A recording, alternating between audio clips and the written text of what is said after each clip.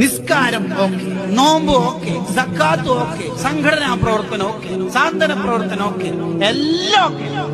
പക്ഷേ നീയും അള്ളാഹും മാത്രം ഉള്ള ഒരു നിമിഷം നീ എങ്ങനെയാണോ അതായിരിക്കും ആഖിറത്തിന്റെ റിസൾട്ട്.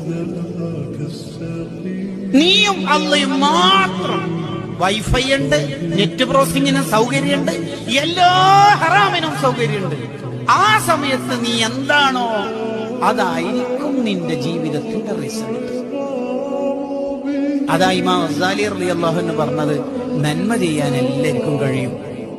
പ്രളയത്തിൽ ആൾക്കാരെ രക്ഷപ്പെടുത്താനും PPT കിറ്റ് എടുത്തിട്ട് കൊറോണ കാലത്ത് സാന്ത്വന പ്രവർത്തനം നടത്താനൊക്കെ നമുക്ക് എല്ലാവർക്കും കഴിയും.